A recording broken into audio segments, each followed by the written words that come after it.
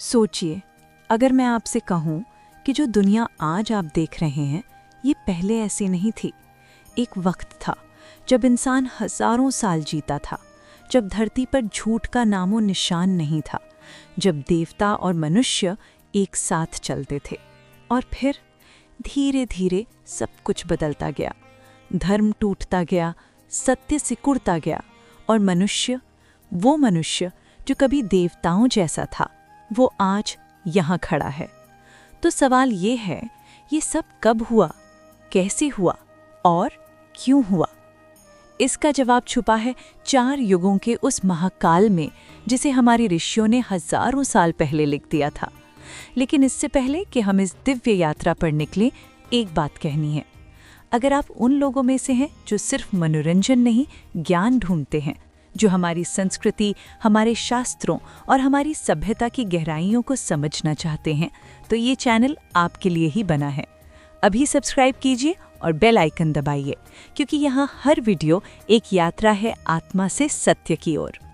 तो चलिए समय के उस आरंभ में चलते हैं, जहाँ से 4 युगों की ये दिव्य यात्रा शुरू होती है, जहाँ ब्रह्मा ने पहली सांस ली थी, जहाँ पहला मनुष्य पहली बार चला था, जहाँ धर्म अपने संपूर्ण रूप में खड़ा था।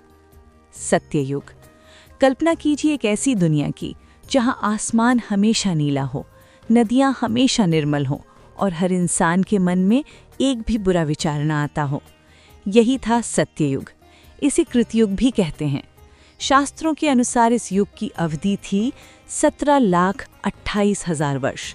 सोचिए, 17 लाख साल, जब धर्म अपने चारों पैरों पर खड़ा था। सत्य, तप, दया, दान, ये चारों मिलकर धर्म का निर्माण करते थे और सतयुग में ये चारों पूर्ण थे। इस युग के मनुष्य की आयु थी 1 लाख वर्ष। उनकी ऊंचाई इतनी थी कि आज हम उन्हें दानव समझ लें। उनकी बुद्धि इतनी तीव्र थी कि वेदों का एक एक शब्द उन्हें कंठस्थ था। उन्हें न भूख सताती थी, न प्यास। रोग था ही नहीं, मृत्यु भय था ही नहीं। धरती पर किसी मंदिर की जरूरत नहीं थी, क्योंकि हर मनुष्य स्वयं एक तीर्थ था। सत्ययुग के आरंभ में ही एक महाभयंकर संकट आया। ब्रह्मा के कानों से 2 असुर जन्मे, मधु और कैटभ। इन दोनों ने वेदों को चुरा लिया और जल में जाकर छुप गए। तब भगवान विष्णु ने हयग्रीव अवतार लेकर उन्हें खोजा और अंततः महामाया की सहायता से उनका वध हुआ। ये था सत्ययुग का पहला संघर्ष, जब ज्ञान को बचाने के लिए ईश्वर को स्वयं उतरना पड़ा। एक बार हिरण्याक्ष नामक दैत्य ने पूरी पृथ्वी को उठाकर समुद्र की गहराइयों में छुपा दिया। तब भगवान विष्णु ने वराह यानी विशाल वराह का अवतार लिया। उन्होंने समुद्र की अतल गहराइयों में उतरकर हिरण्याक्ष से युद्ध किया। हजारों वर्षों तक वो युद्ध चला और अंत में वराह भगवान ने अपने दांतों पर पृथ्वी को उठाकर वापस ब्रह्मांड में स्थापित किया। धरती को डूबने से बचाया था स्वयं ईश्वर ने। और फिर आई सत्ययुग की सबसे भयावह और सबसे भावनात्मक घटना। हिरण्यकश्यप, एक ऐसा असुर जिसे न दिन में मारा जा सके न रात में, न घर के भीतर न बाहर, न मनुष्य से न पशु से, न अस्त्र से न शस्त्र से। उसने ऐसा वरदान लिया था और उसी के घर में जन्मा प्रहलाद, उसका अपना पुत्र, जो विष्णु का परम भक्त था। पिता ने पुत्र को मारने के लिए हर यत्न किया, जहर दिया, हाथी से कुचलवाया, पहाड़ से गिराया, पर प्रहलाद बचता रहा। और जब हिरण्यकश्यप ने गरजते हुए एक खंबे पर मुक्का मारा, बता कहाँ है तेरा विष्णु, इस खंबे में है क्या? और उस खंबे से निकले नृसिंह भगवान, आधे सिंह आधे मनुष्य, न पूरी तरह पशु न पूरी तरह मनुष्य। संध्या काल में न दिन न रात, देहरी पर न भीतर न बाहर, अपनी जंघाओं पर न धरती पर न आकाश में, और अपने नखों से न अस्त्र न शस्त्र। हर शर्त पूरी हुई। हिरण्यकश्यप का अंत हुआ और एक बच्चे की भक्ति ने साबित किया, ईश्वर हर खंबे में है, हर कण में है। सत्ययुग का अंत अचानक नहीं हुआ। ये एक धीमी गिरावट थी, जब मनुष्य के मन में पहली बार अहंकार का बीज पड़ा, जब पहली बार किसी ने सोचा मैं श्रेष्ठ हूँ। बस वहीं से धर्म का एक पैर उठ गया और सृष्टि का चक्र अगले युग में प्रवेश कर गया। त्रेता युग। सत्ययुग में धर्म 4 पैरों पर खड़ा था। त्रेता युग में एक पैर टूट गया। अब धर्म 3 पैरों पर खड़ा था और इसीलिए इसे त्रेता युग कहते हैं। इस युग की अवधि थी 12,96,000 वर्ष। मनुष्य की आयु घटकर हुई 10,000 वर्ष, और जो बदला वो था मनुष्य का स्वभाव। अब यज्ञ होने लगे, मतलब सत्ययुग में बिना किसी कर्मकांड के धर्म था। त्रेता युग में धर्म को बनाए रखने के लिए प्रयास करना पड़ता था। अहंकार आ गया था, इच्छाएं जन्म ले चुकी थीं, और इन्हीं इच्छाओं से जन्मा अधर्म। असुरराज बलि, जिसने अपने पराक्रम से तीनों लोकों पर अधिकार कर लिया था, वो दानी था, वीर था, धर्मात्मा भी था, पर उसका अधिकार देवताओं के लिए संकट बन चुका था। तब विष्णु ने अवतार लिया, एक छोटे से वामन ब्राह्मण के रूप में। बलि के यज्ञ में पहुंचे और मांगा बस 3 पग भूमि। बलि के गुरु शुक्राचार्य ने चेताया, ये साक्षात विष्णु है, मना कर दो। पर बलि ने कहा, यदि ये विष्णु है तो और भी शुभ है, मैं पीछे नहीं हटूंगा। और फिर वो छोटा सा वामन विशाल हो गया। पहले पग में पूरी पृथ्वी, दूसरे पग में पूरा आकाश, तीसरे पग के लिए जगह नहीं बची। बलि ने सिर झुकाया और कहा, प्रभु, तीसरा पग मेरी सिर पर रखिए। भगवान ने उसे पाताल का राजा बनाया और उसकी महानता अमर हो गई। इस कथा का संदेश था कि अहंकार नहीं, समर्पण ही सबसे बड़ी शक्ति है। त्रेता युग में एक और संकट आया, क्षत्रियों का अहंकार। राजाओं ने ब्राह्मणों पर अत्याचार शुरू किए, धर्म को कुचलने लगे। तब जन्म हुआ परशुराम का, एक ब्राह्मण पर योद्धा, जिनके हाथ में था परशु यानी कुल्हाड़ी। परशुराम ने 21 बार पृथ्वी को क्षत्रियों से मुक्त किया। ये कोई साधारण युद्ध नहीं था, ये था धर्म की रक्षा के लिए एक सन्यासी का युद्ध। और फिर आया त्रेता युग का सबसे दिव्य क्षण। अयोध्या में जन्म हुआ श्री राम का, एक ऐसे पुरुष का जिन्होंने दिखाया कि राजा कैसा होता है, पुत्र कैसा होता है, पति कैसा होता है, भाई कैसा होता है। उन्होंने राज सिंहासन छोड़ा, 14 वर्ष वनवास में बिताए। पत्नी का अपहरण हुआ, पर वो टूटे नहीं। समुद्र पर पत्थरों का सेतु बना और लंका में रावण का अंत हुआ। रावण जो महाज्ञानी था, जो महापराक्रमी था, जो शिव का परम भक्त था, पर उसका अहंकार और काम उसे ले डूबा। त्रेता युग ने सिखाया कि शक्ति, ज्ञान और भक्ति अहंकार के सामने व्यर्थ हो जाते हैं। रावण वध के बाद श्री राम अयोध्या लौटे। उन्होंने राज किया, राम राज्य, जहां न कोई दुखी था न कोई अभावग्रस्त। पर एक दिन एक धोबी के कुछ शब्दों ने मां सीता को वनवास दे दिया। ये त्रेता युग की सबसे दर्दनाक घटना थी। और जब श्री राम ने सरयू नदी में जल समाधि ली, त्रेता युग का अंत हो गया। धर्म के 2 पैर और टूट गए। द्वापर युग आया। द्वापर युग, जहां धर्म 2 पैरों पर खड़ा था। इस युग की अवधि थी 8,64,000 वर्ष। मनुष्य की आयु 1,000 वर्ष। पर असल बदलाव था मनुष्य के भीतर। सतयुग में मनुष्य देवता जैसा था, त्रेता युग में वो योद्धा था, द्वापर युग में वो व्यापारी बन गया।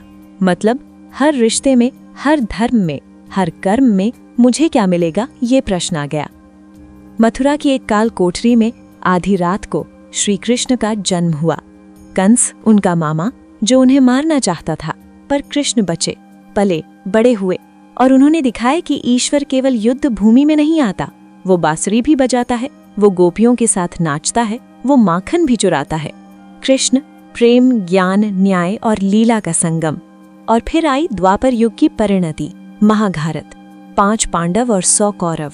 ये केवल भाइयों की लड़ाई नहीं थी, ये था धर्म और अधर्म का अंतिम महायुद्ध।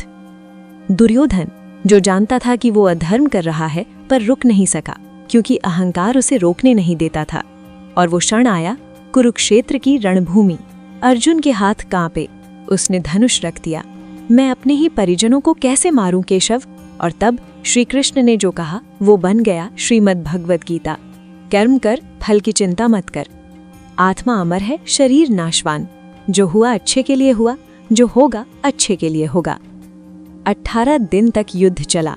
अंत में धर्म की जीत हुई, पर उस जीत की कीमत थी करोड़ों जीवन, एक पूरी पीढ़ी, एक पूरी सभ्यता।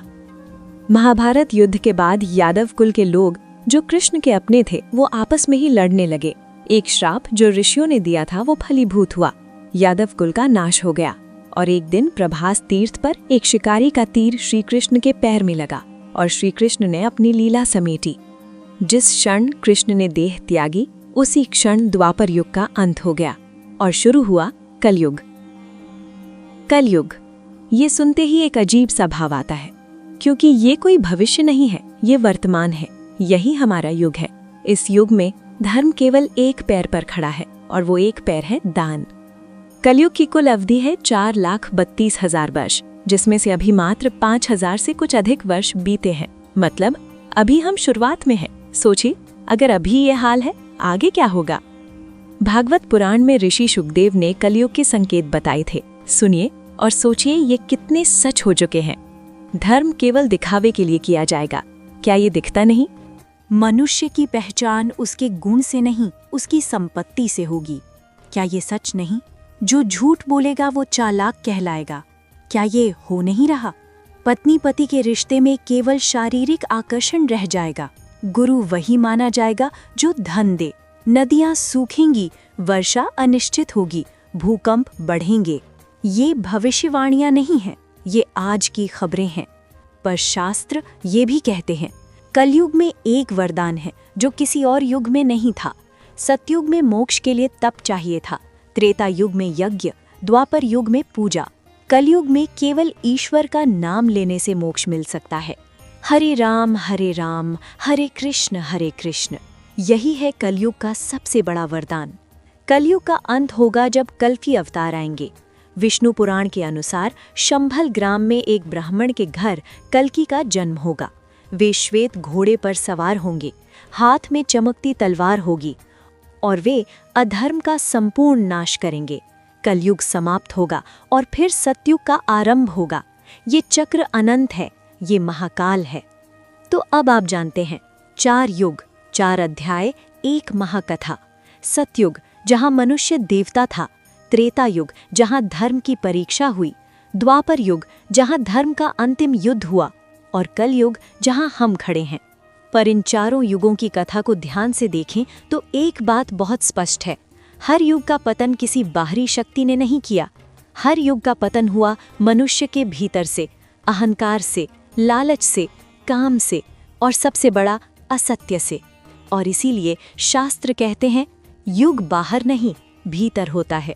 अगर आपके भीतर सत्य है, तप है, दया है, तो आप कलयुग में भी सतयुग जी सकते हैं।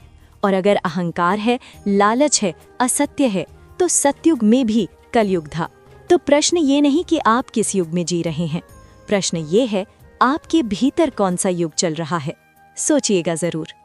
अगर इस वीडियो ने आपको कुछ सोचने पर मजबूर किया तो यही इसका उद्देश्य था। लाइक करें अगर आपको ये यात्रा अच्छी लगी, शेयर करें उन लोगों के साथ जो हमारी संस्कृति को जानना चाहते हैं, और सब्सक्राइब करें क्योंकि ऐसी और भी दिव्य यात्राएं आनी हैं। अगला वीडियो होगा कल्कि अवतार। कब, कहां और कैसे होगा कलयुग का अंत। जय श्री कृष्ण, जय श्री राम।